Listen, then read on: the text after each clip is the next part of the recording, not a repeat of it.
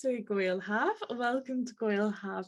Today with me I have the lovely Laura Hengehold, or Dr. Laura Hengehold, and we are focusing on Simone de Beauvoir, in particular her literature, because I'm a big fan of it. I think that her writing style is actually I have shivers. I remember the first time I read The Second Sex, and her writing style, not let alone her ideas, it was so exciting. And then when I discovered her fiction, the same thing happened again. So Laura Hengehold is a professor of philosophy at Cave Western Reserve University in Cleveland, Ohio. She is the author of Simone de Beauvoir's Philosophy of Individuation, is currently writing another book on Simone de Beauvoir that I believe is called Anonymity and Recognition, Simone de Beauvoir and Feminist Politics. She also dabbles in Foucault, Deleuze and queer theories, and sometimes does a little bit of translating of post-colonial and African philosophy. So thank you so much for joining me today. Thank you so much for having me. It's very exciting to be part of a literary festival. I'm very excited. I feel like I'm in the presence of a very impressive academic, may I say. Oh, thank you. I wondered if we could start with a little bit of an overview of sort of Simone de Beauvoir's work, her life and her perception sort of in society, and how that all ties in with then her literary work, if that's all right. Okay, all right, great, thank you. So Simone de Beauvoir is best known as the author of The Second Sex internationally, a work that brought women's situation, women's capacity for thought and independent perception, and the existential consequences that would follow to the attention of lots of people around the world, and including millions and millions of women who suspected that they had these capacities, and often found that their attempt to assert it was not recognized. So really, she was a welcome lifeline for enormous numbers of women. She was born in 1908. She died in 1986. She grew up in an upper middle class family that gradually got poorer as she got older, which is one reason why she didn't marry. But she also had, even at the time when she thought that her family would try and make an arranged marriage for her, she had a lot of questions about that institution and what it implied for women, particularly in France between the wars. She was trained academically as a philosopher, and she wrote some important essays contributing to French existentialism. And The Second Sex was translated into more than 40 languages, which is how she became so well known. She also, and this is a little less well known, wrote an important work, early work in gerontology, which is called Old Age in the British translation, and Coming of Age in the American, but La Vieillesse.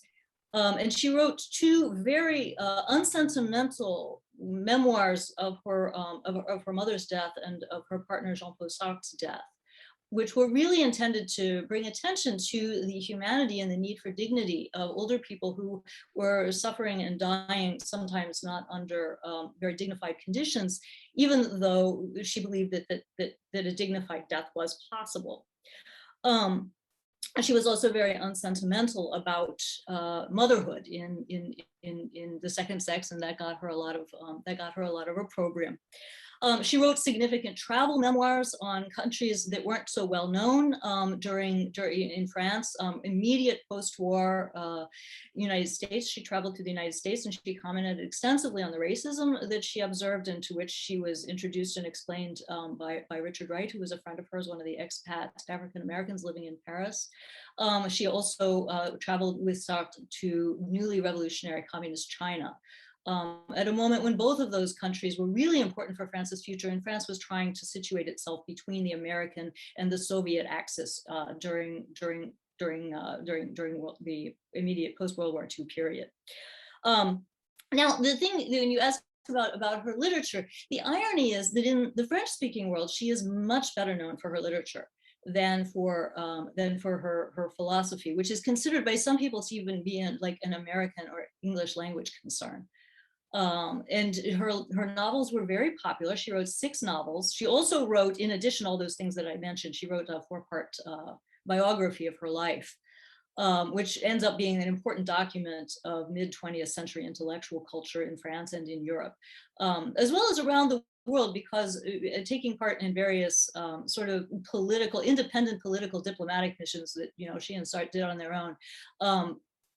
She traveled to Brazil, she traveled to Russia, she traveled to many other places. What was I going to say? I'm not actually sure about Russia. That one I'm not sure about. I know that Sartre went to Russia, but I'm pretty sure that she stayed home, and that Sartre became like immensely ill with alcohol poisoning, trying to be macho in a drinking contest. When you ask about her perception in the culture, she has often been received and seen as the companion of the philosopher and novelist Jean-Paul Sartre. And it is true that they were companions. They read each other's work. They were at one time lovers. They also had many other lovers, and they had different political commitments and disagreements. And it's an open question why Beauvoir allowed Sartre to sort of have the professional reputation as a philosopher, while her own philosophical work was downplayed. And one of the answers is that she found it easier and more satisfying to do philosophy in the form of novels.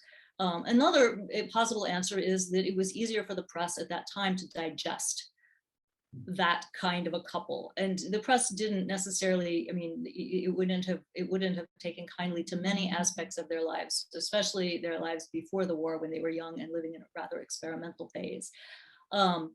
But so a lot of the work of feminists has been to unearth the important sociological and philosophical content of the second sex and old age, but also to look at the philosophical work that she did when she was young, and to see how those ideas are carried forward really importantly in the later work that is better known. But the novels, so we come back to the novels. The first one that was published, let me say this: the novels are really they're really interesting representations of post-war life, and particularly the Mandarins, which was an account of the period when France was trying to form a post-war government, and there were people who were resisting Soviet communism, but also American-style capitalist liberalism who wanted a kind of democratic socialism to emerge from the war. And she writes about that, and she writes also about the problems of grief and sort of massive cultural grief that followed the war, particularly the revelations of the concentration camps, and then the nuclear bomb. Which in France, as you probably know, there was an occupation, a French occupation government that collaborated with the Nazis, and that sent an enormous number of Jews to their doom in Eastern Europe. And so the problem was a French problem as well as a problem of Europe and Germany, and that comes up in Les Mandarins. And it's something that Beauvoir was never shy about revealing, were some of the social problems and the murderous political problems within France itself. She did that with a lot of anxiety as to what it would ultimately mean that she was a French woman, and a white French woman, because she took the side of the revolutionary Algerian movement during the Franco-Algerian War. So do you want me to talk about some of the specific novels, or how? Yeah, how would you like me to? Yeah, absolutely. Let's dive into a few of the specific novels. And I guess sort of slightly before we look at a couple in particular, I was wondering why in the English-speaking world has she first of all been known probably for Sartre, and second known for The Second Sex, which I have to just say, I have the worst cover of The Second Sex. Isn't that just a body thing? Like, what? That's very weird. It's so weird, isn't it? I can't work out what, anyway. I don't know. I did not know that we do not have that cover. That's the new translation, right? Yes, I believe so. Yeah. So that's one of the dramas of the second sex, is the how she came to be known for the second sex. So first of all, I don't think that I'm not sure, actually, that's an interesting question. When were her novels first translated? I mean, I have it scattered around the room. My extended mind holds the knowledge, but I personally do not have it. But the second sex, huh? Do you have it? 1982, this one. Yeah, that one was very late. That was published very late. Shall I do the Mandarins? Let's see what the Mandarins Yeah, say. the Mandarins would have probably been the first one to come over, because 1957. 1957. So that's not very long after. So what we really need to look at is She Came to Stay. Do you have She Came to Stay? No, I don't think so. Not to hand. Okay. I've only got The Blood of Others as well. Okay. Take a look at that one. Because if it's earlier than 49, then we have a clue. 48. Okay, all right. So she was being translated. And why? So I don't actually know exactly why she was not known more as a novelist. But she became known for the second sex because, and that's an interesting thing to look into. She became known for the second sex because Blanche Knopf, who was the wife of Alfred Knopf, the major publisher, came across it in France, and they brought it, and she brought it back, and she said, "This is an important book." And he said, "Oh, well, then it should be translated." But it was handed off to a translator whose specialty was zoology. And who understood a certain amount of the philosophy in it, and understood that this was not a standard, textbook on, it's sort of like, a pre-Kinsey. Actually, I think that the second sex was translated immediately after the Kinsey report thing, and they were thinking maybe it would be for the comparable thing for women, and the translator partially could see that this was not the case, but nevertheless, he was forced to make enormous cuts. So he cut almost, like a third of the material, which has only been put back recently in that new translation. But it was an exciting book, and I think it spoke to a lot of people. The description of women's lives was controversial. There were people who learned before, this is the era before their bodies, our bodies ourselves. There are a lot of people who learned things about other women's sexuality, experiences that other people had had that they may have thought they were the only people ever to have. Maybe the second sex is not the best place to learn that, but nevertheless, not a lot of things were available at that time, and so she really, and it's certainly not from that point of view. Almost nothing was available from the point of view of a woman saying that my experiences are real experiences. We still have to grapple with that. They are experiences that I'm responding to in an appropriate, rational manner, and I can do something about these experiences without needing enormous overinterpretation and assistance, much less prohibitions from men. How then is these ideas get explored in her novels? So like, what specific novels stand out to you? Do you have favorites or do you try and play equal with all of them? I probably do have favorites, but for different things and different reasons. The things that made her novels extremely popular in France, and once they were translated into other countries around the world, is that they foreground problems that are emotionally resonant for women.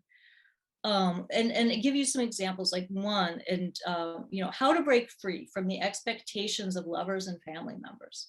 That's a really difficult human problem. Sometimes men and boys resolve it in a rather brusque and awkward or combative manner. That's not always a socially available option for women, and so they have much more difficulty individuating themselves.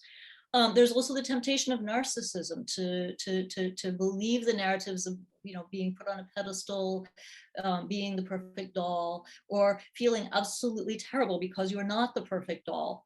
Both of those, the positive and the negative, are an evasion or a failure to grapple with real reality and with the kinds of satisfying encounters that can result.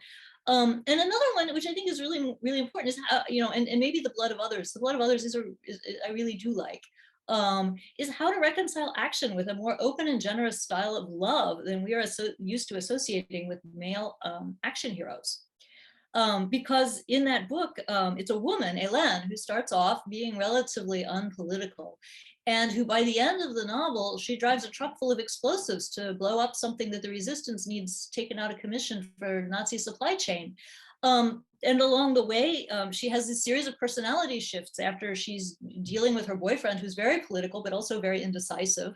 And she, she has an abortion along the way, which she almost dies. And she has this really important encounter with a Jewish woman and her children who help her when she is trying to flee Paris along with them after the Nazis invade. And so she goes through these experiences, and Beauvoir shows how her character sort of shifts at each stage. And yet it is really an action story. And so that's one of the things that I think is extremely interesting. As a philosopher, the novel L'Invité, which is about a conflict between She Came to Stay, which is a conflict about two women who are in an open relationship, when a new one comes into a relationship that's open. But the woman in the relationship is actually also sort of attracted to the new woman also. And the conflict becomes extraordinarily tense. And she was writing this novel while Sartre was first in the army and then in a prison camp. And from a philosophical standpoint, it's very interesting that Edward and Kate Fulbrook showed that according to the letters, if you look at the dates in the letters, and Margaret Simons has done a lot more research on this, Sartre didn't get his real aha moment and start writing a ton on, they would tell each other how many pages they'd written each day.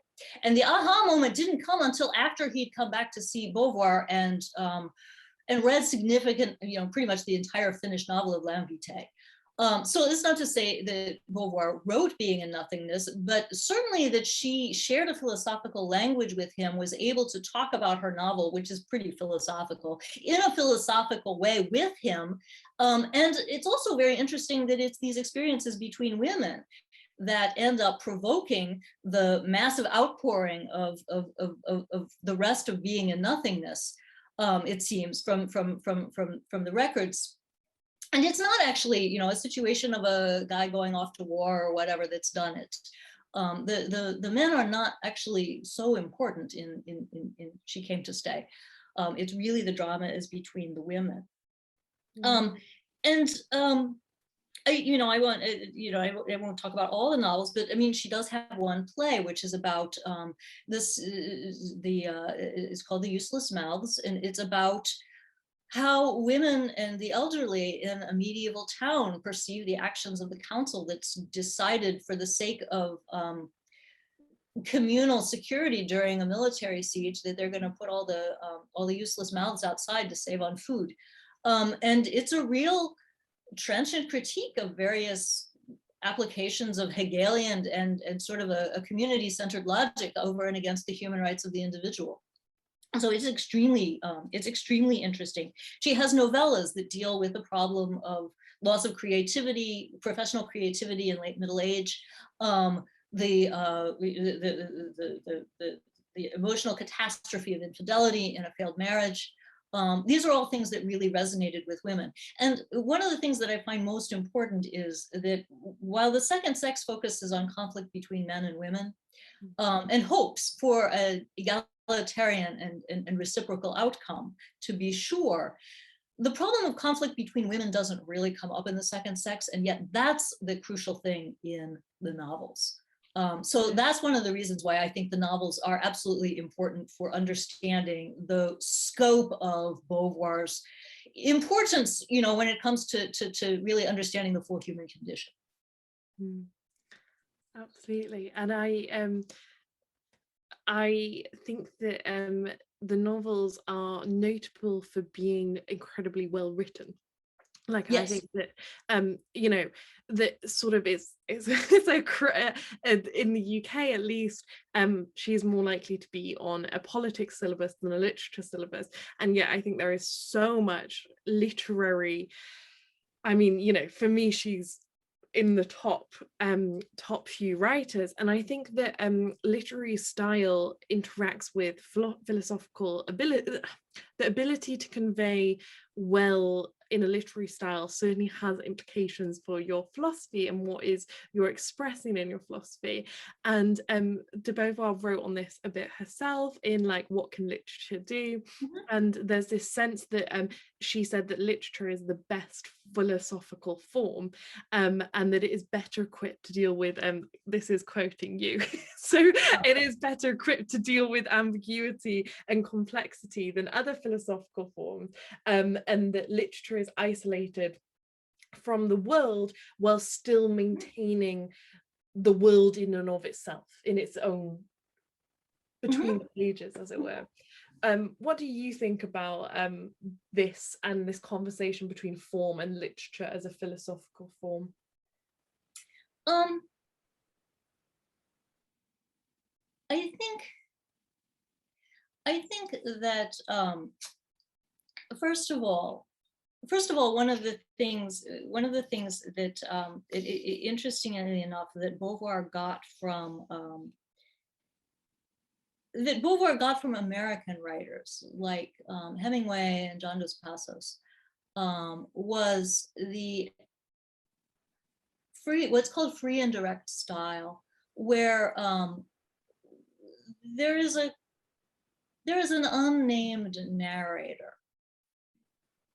And philosophically, one might associate that unnamed narrator with an omniscient narrator, the kind that you have in a 19th century novel, and particularly the classic 19th century novel of somebody like Balzac. But this narrator, while transparent, is clearly situated somewhere, and usually identified with one and then another of the characters over time. So the point of view is constantly shifting. And there is definitely a point of view, but it doesn't come in now John thought to himself that blah, blah, blah. There is some of that, but of course, we all see each other perceiving things. We watch someone's attention being drawn to this or that. And the move from character to character, which she got better and better at as she moved along in her development, can be very dramatic. Sometimes, I mean, so you have switching between Regina and Fosca. Regina is a 20th century stage actress, and Fosca is an immortal man, sort of a little along the lines of Virginia Woolf's Orlando, except that he keeps his gender through the entire 500 or 600 years that he's in existence so far. And the shift in perspective is in many ways in that novel an attempt to show, and Deborah Berghoffen has written about this, the shift in perspective between a finite historically situated consciousness and what she thinks a transhistorical world consciousness might look like. Even the transhistorical world consciousness has a specific sex, specific concerns, and even foibles. In fact, he has serious foibles, Fosca does. But the attempt to show what the world would look like from one point of view to the next, in many ways, she gets I would say, Hemingway and Dos Passos and those people, but also Hegel himself, who shifts from point of view to point of view in the Phenomenology of Spirit, without ever saying that each of these forms of consciousness is a different character, a different form of consciousness, and yet we know that one has transformed into the next. And I mean, so When Things of the Spirit Come First, which was the first novel that she tried to publish, and it didn't end up getting published until the 80s, but she tried to shift between each one of a group of women who were loosely connected, a little bit like Robert Altman's Shortcuts or whatever, one vignette linking to the next partially. She hadn't quite got it so that the style would convey immediately which person was speaking. In Les Mandarins, it's very clear. She's switching between a man and a woman, and again and again throughout the book. The other thing that I would say that people have very different opinions on is the fact that she uses characters, she builds characters, and she also has a fairly linear narrative style. In the 1950s and 1960s, that was not the avant-garde, and a lot of literary critics found it to be too traditional. But she believed, for example, in the essays around that she did in the 1960s, some talks like "What Can Literature Do?" and my experience as a writer, which she gave in Japan, that the idea of literature, first of all, philosophically, one strives for a language that is general, if not universal. And as an existentialist, she did not believe that such a point of view was possible. Every act of consciousness and every free act comes from a specific concrete point of view. How can that be conveyed in philosophy? And a lot of the work that's been done by feminist philosophers in particular in the last I would say the last 30 years has been an attempt to try and import that situated standpoint into philosophy itself.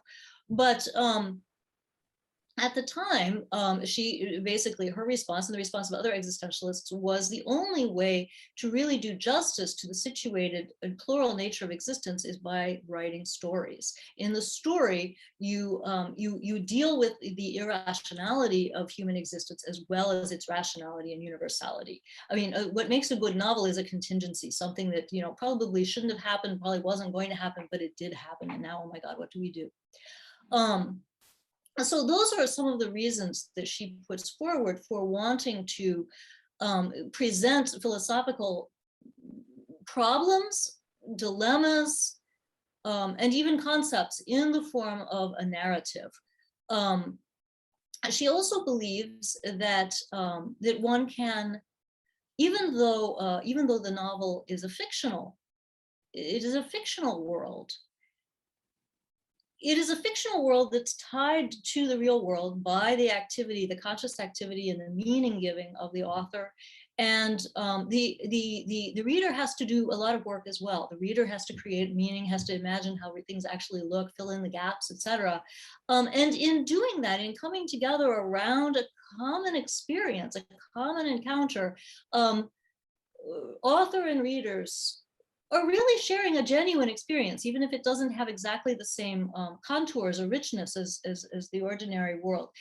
I think she might go further. I don't think she ever said this, but the fact that people from different countries and social positions and classes can enter into a novel where they might not enter into the same kind of situation in everyday life. Of course, it's going to inflect how they read that novel, but there's a way in which a novel can actually achieve a lot more generality or universality than a lot of actual physical public situations. I would love to know what she would have made of the internet and the fact that we can actually log into a common newspaper, a common work of literature, and engage with a movie and engage with it exactly the same moment. The fact of actual simultaneity, I'm curious as to how that would have made a difference for her. But that technology obviously was not available, and she might have been,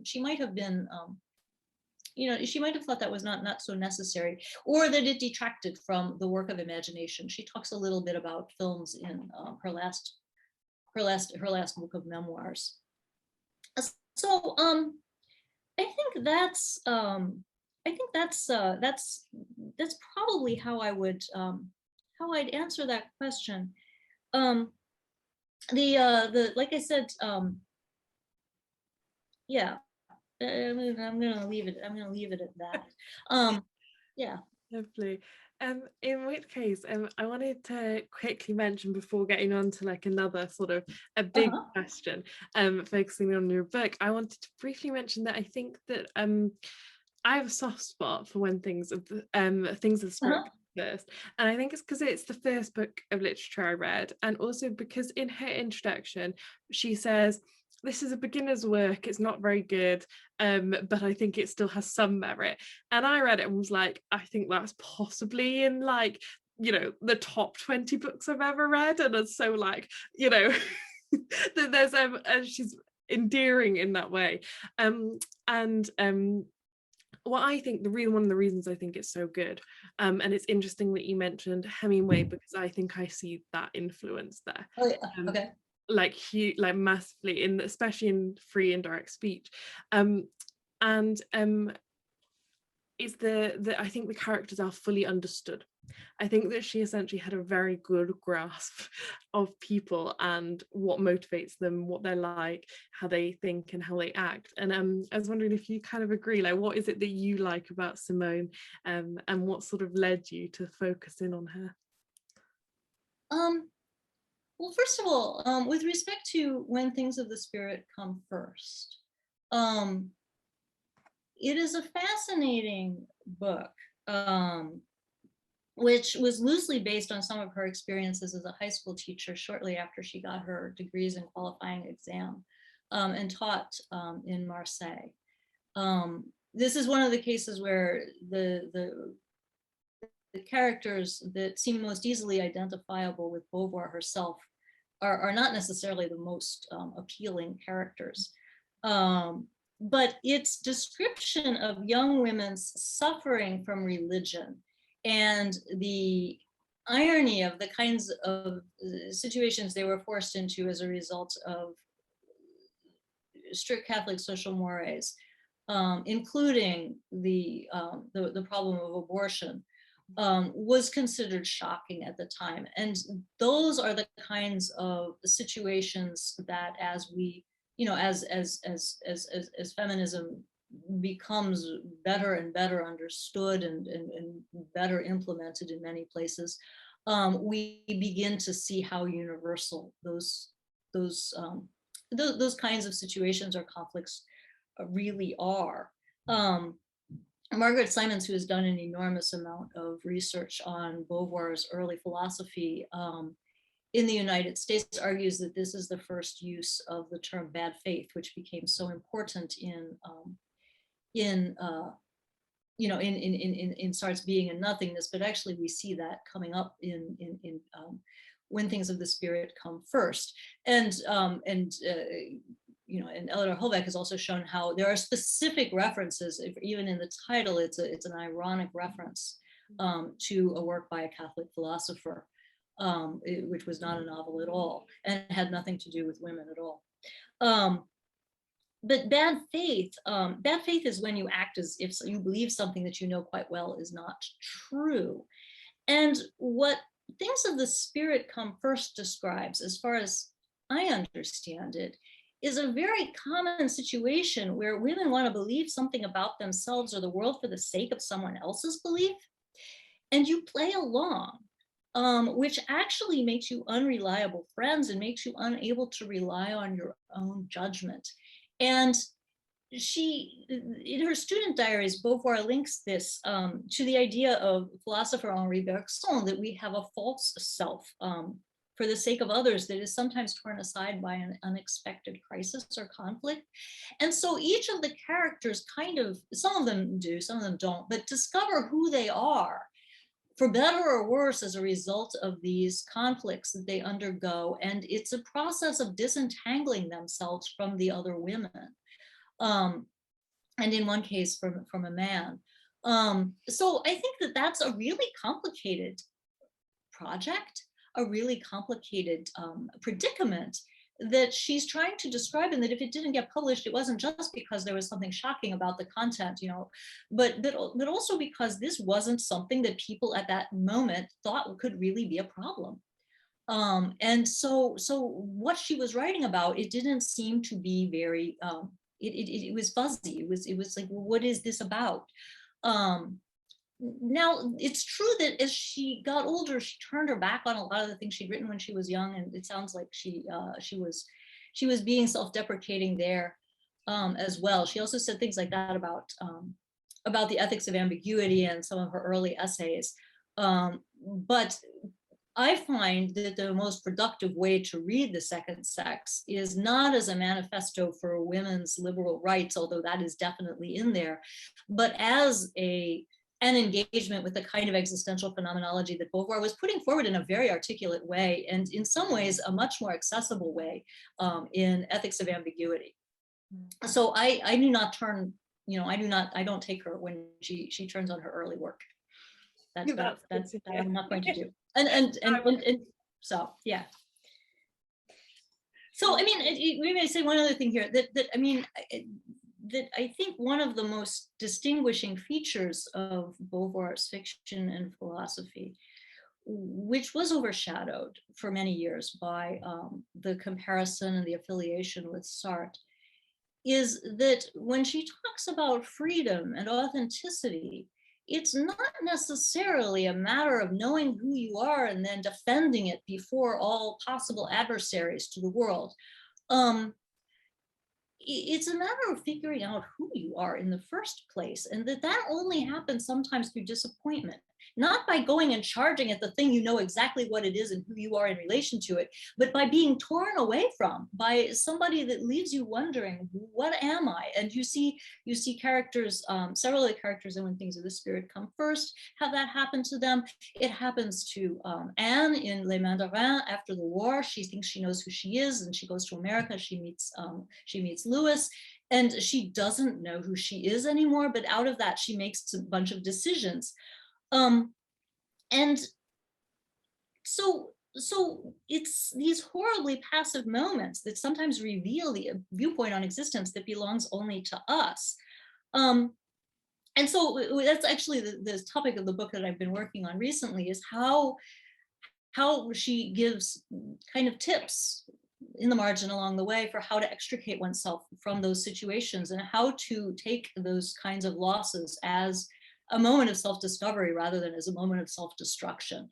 I think it's a very different, I mean, I think that there are many commonalities between Beauvoir and Sartre, but this is one of the places where there is a real difference. And maybe, much more of a connection to the philosophical heritage, other people that wrote on philosophy and literature before her, for example, Kierkegaard. Do you want to talk a little bit, I'm sorry, everything you just said, I think is, when you put it into words like that, I was like, oh, that's why I like it. Is that why you like it? That's why I like it. That's exactly, like, that is just something I relate to so deeply. Everything you just said, that's how I feel, and that she's expressed that in her characters, and that's what is so relatable about them, and so compelling about her philosophy more generally. Do you want to expand a little bit more on this future book, and then we'll have a talk about your book that is already in existence? So the future book really looks at, it tries to look at Beauvoir's oeuvre from the standpoint of conflict between women, and what the legacy of that will be, has been, and will be for feminist politics, particularly arguments about the importance of recognition in cultural politics, but also practical things such as women's connection to the public sphere, the problem of exposure, and as each decade goes by, overexposure in the media and on social media, and how to mentor sort of a relationship between generations that she implicitly brings out. For example, in Les Mandarins, and the main character, one of the two main characters, goes back to her husband after this sort of transformative relationship in the United States. And she goes back, but it's not that she's brought back to France by professional life exclusively. It's not that she's brought back to France by her marriage exclusively. She's brought back in part because she wants to be there for her adult daughter, who has suffered a loss during the Holocaust. Her lover was deported and murdered.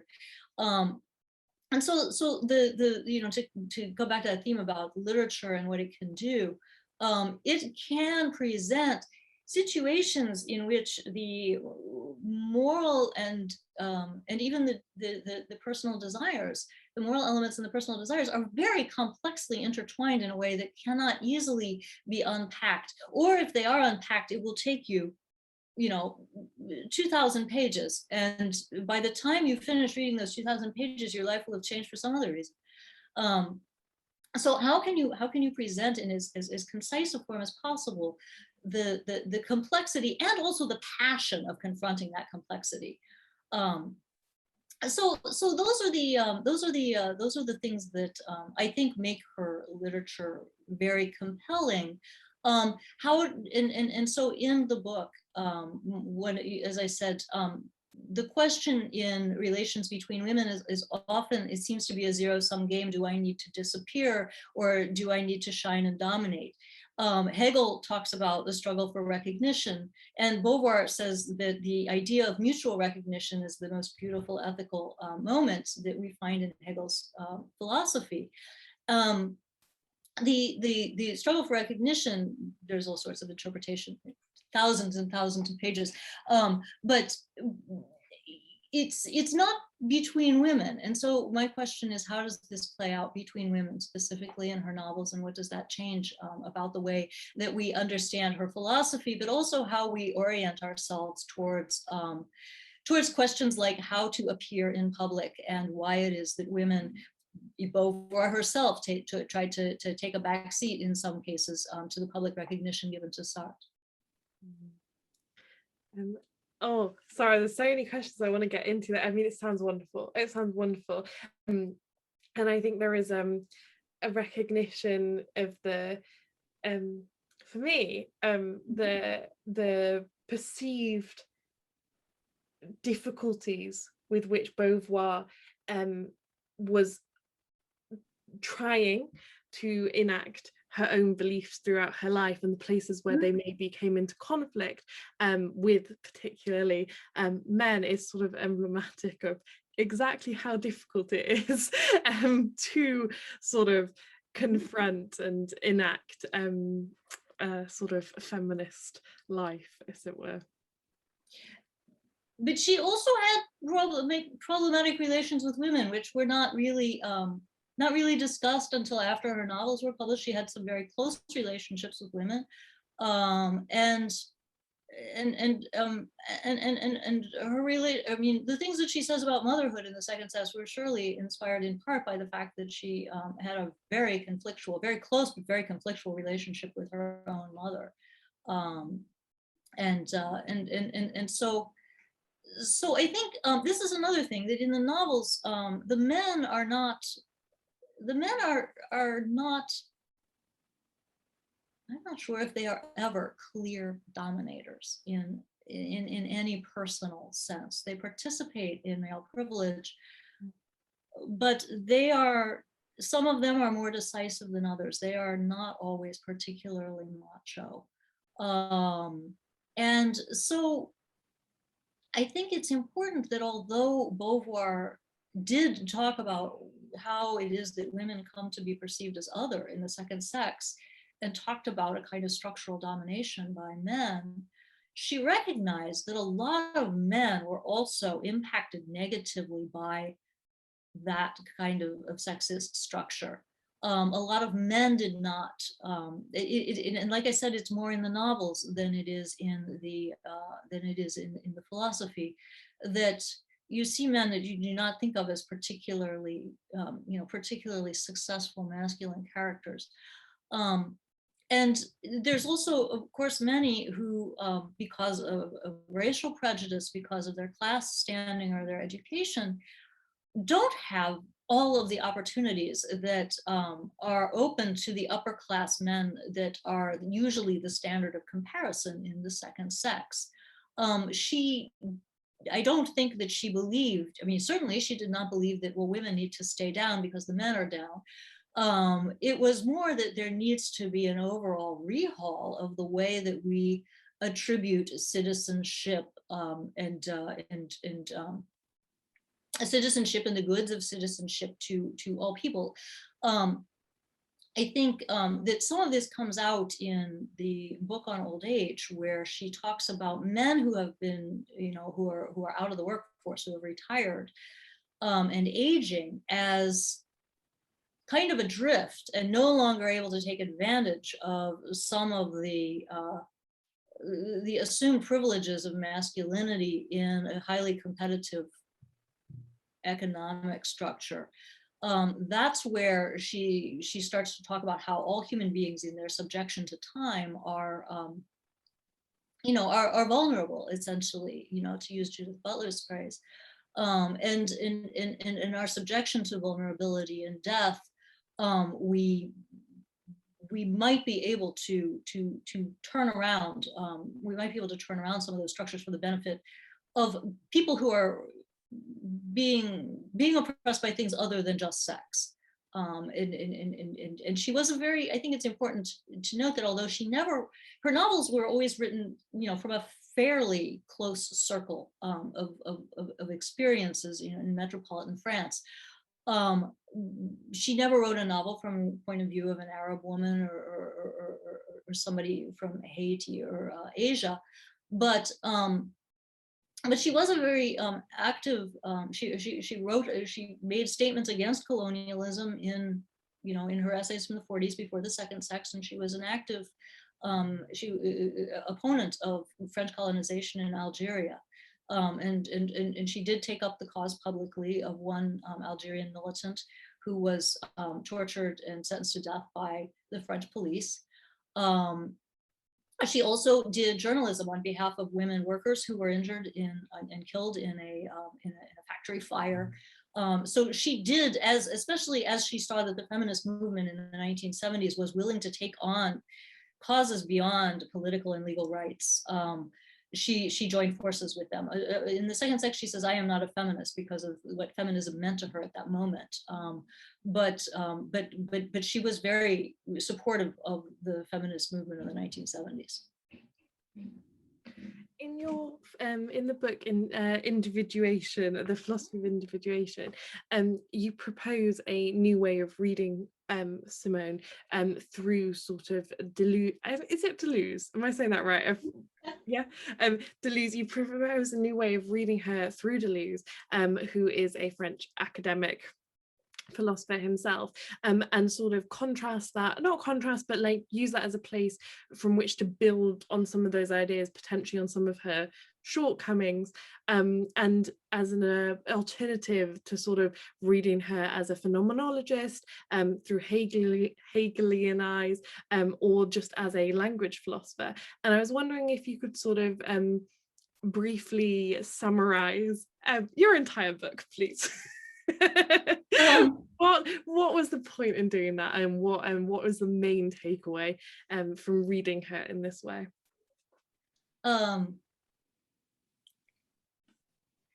Let me think about how to answer that fairly quickly.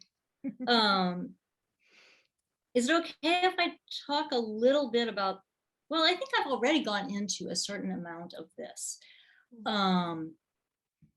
You mentioned phenomenology, and that is the tradition of European philosophy that Beauvoir, not the tradition she was trained in, but she found most exciting as a young scholar. And existentialism is usually considered an outgrowth of phenomenology. And if I were going to define phenomenology sort of in rapidly accessible terms, I would just say that it studies the structure of lived experience. And it finds that with enough caveats, the description of everyday experience tells us a lot about the way consciousness works and what it means to be a human being. And then social and scientific knowledge, social scientific and scientific knowledge builds on that experiential basis, but often it covers it up by attempting to find mechanisms for phenomena that we perceive as humans as meanings, but that are taken then from the outside as if they were processes that went on whether or not humans could possibly be involved. And there are all sorts of pros and cons to this way of approaching philosophy and life, but the argument can be made, and is often made, that Beauvoir in The Second Sex is both explaining how the scientific discourses of the day, and she picks them, we would say, somewhat eclectically, but she looks at biology, which no one denies is important, and then Freudian psychoanalysis, which was more important at that time, and Marxist economics, because she did not believe even then that sort of standard economics was getting at the whole of the problems caused by economic processes for women. But but she looks at them and she says that each of these is rooted, whether or not it knows it, in the experience and the interests of men. Now, what it means to be a man is something that we have not solved, and Beauvoir did not solve, and did not have a definite opinion on. Nevertheless, she could see that women were excluded, sometimes very brutally and, you know, with like snide comments, from the standpoint that these discourses were coming from. And so she said, well, what if we look at the world from the description of women's lived experience? Surely we will end up with something like biology, economics, psychology. All these are disciplines that don't need to be abolished, but the experiences that they're based on are incomplete.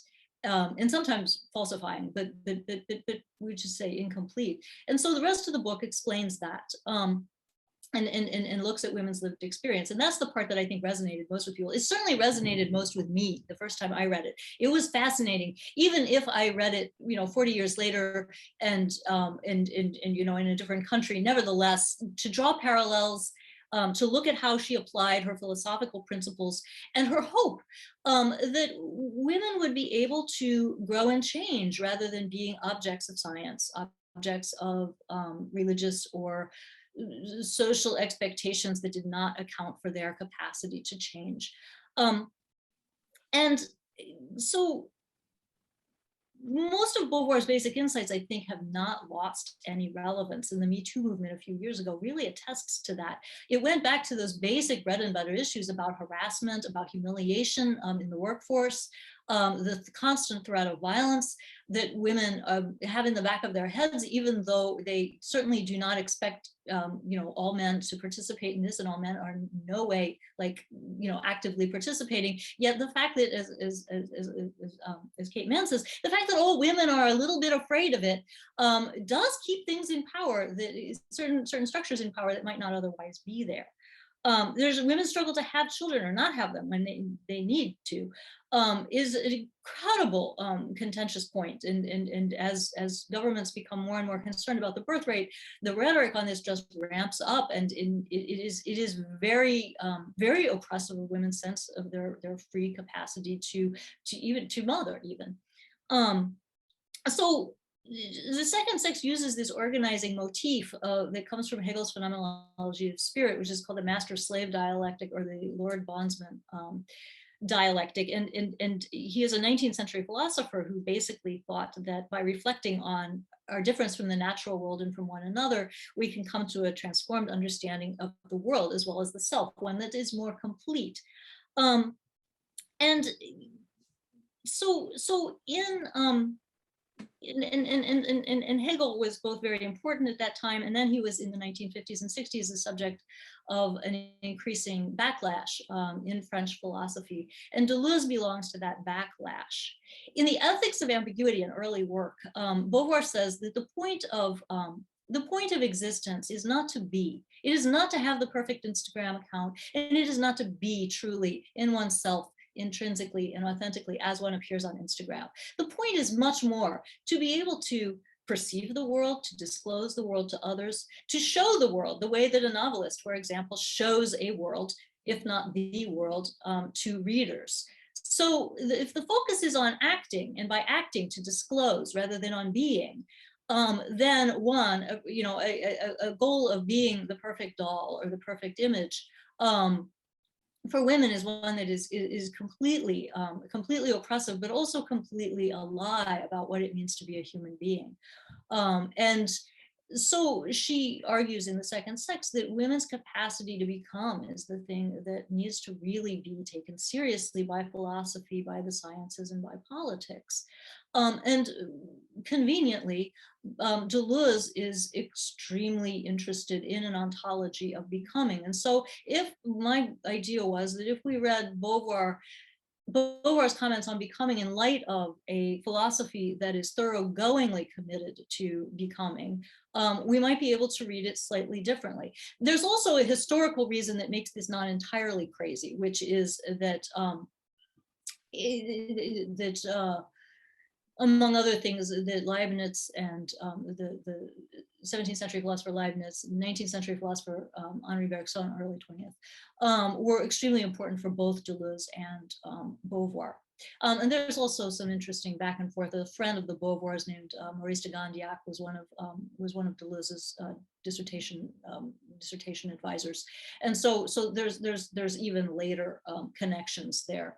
But you get into the really, really weedy bits of philosophy or history of philosophy there. And I don't think you need to do that in order to see some benefits, even some benefits for, sort of problems of intercultural communication. And like I said, communication between women that can be improved maybe by focusing on the becoming.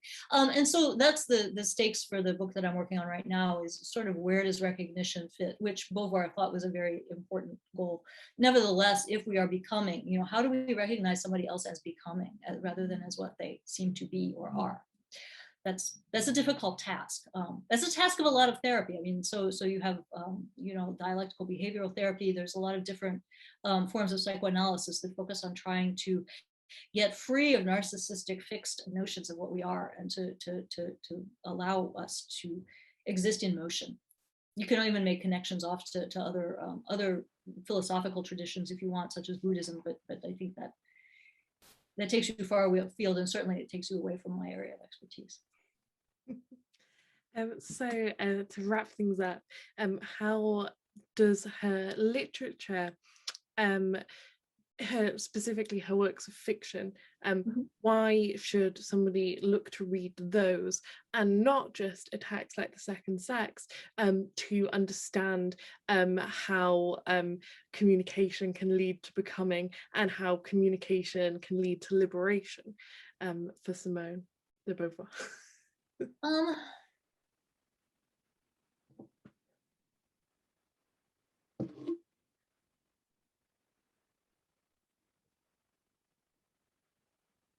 I actually think that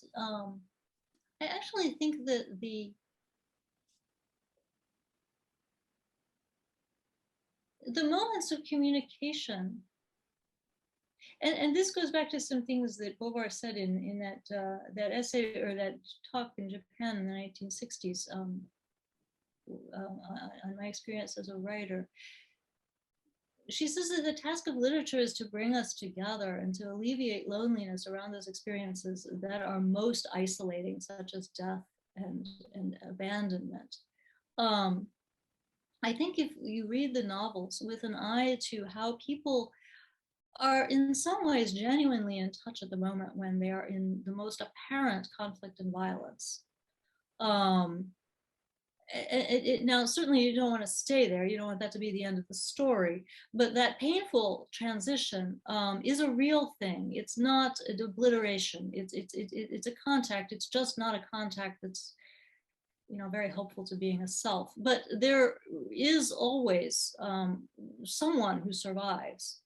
And in many cases, and now I'm making her sound very Hegelian, I think, the difference between Hegel and Deleuze is both profound and very, very tiny.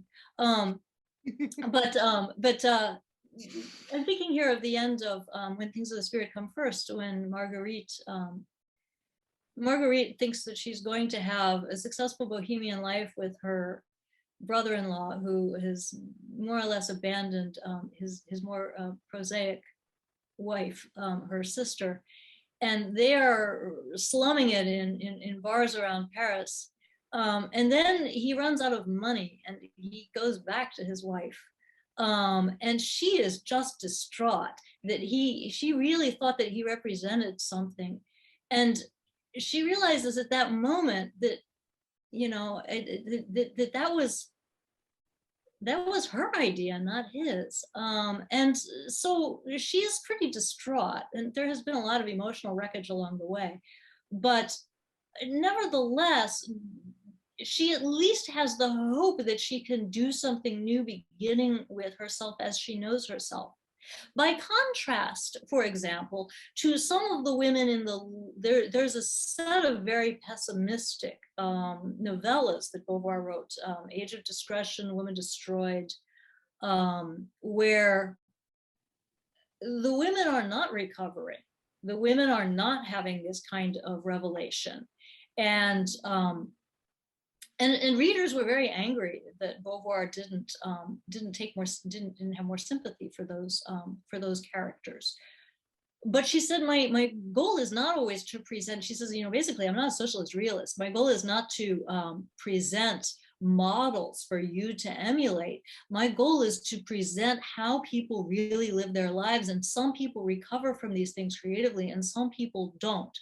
The loss can be real, and she's never denying that. On the other hand, obviously, she does hope that people will try and try and reconnect in a new way to the same elements once the elements have come apart through one of these crises. And that is something that I think we can learn from. I mean, I found it very useful, some of the things, the idea that one should try and disclose rather than to be. I find that to be an immensely helpful, practical injunction. I don't, you don't want to turn it into some silly little motto, but there are moments when you can get very hung up on, who you are and who you're not. And by shifting the focus over to what's being disclosed here, that can be very liberating. And then eventually you do find that there is a self that is disclosing it, and it is okay, it's still there. Yeah, I can agree more. I can agree more. And yeah, she's worth reading, if only to sort of maybe help yourself live your own life, if not to just appreciate her aesthetic beauty in her sentences. Yeah. Thank you so much, Laura. I really, really appreciate you taking the time to deliver this lecture come talk on Simone de Beauvoir, and I really enjoyed it. It's basically thank you, Caitlin, very much for inviting me to be part of this. I hope that I hope that the rest of the festival goes well, and I look forward to looking at some of it. Thank you very much. You might enjoy it in particular. I spoke to another academic called Margot Eckenberg on Nelly Campobello, who's a Mexican writer, and that's not dissimilar talk to this, but very dissimilar in other ways. But that would be my recommendation if anyone enjoyed this. All right, no, I will. Thank you very much, and I hope to watch more of it. Good luck. Thank you so much. So thank you very much to everyone watching as well. You can see the rest of the talks, including Nelly Campobello one, down below, and you can also support the festival if you are able to. We have a Patreon to help us pay for things like the Zoom license, that kind of thing, and materials to build things. In the garden, as I do for the filming. So thank you very much for watching, and we'll see you all soon. Goodbye.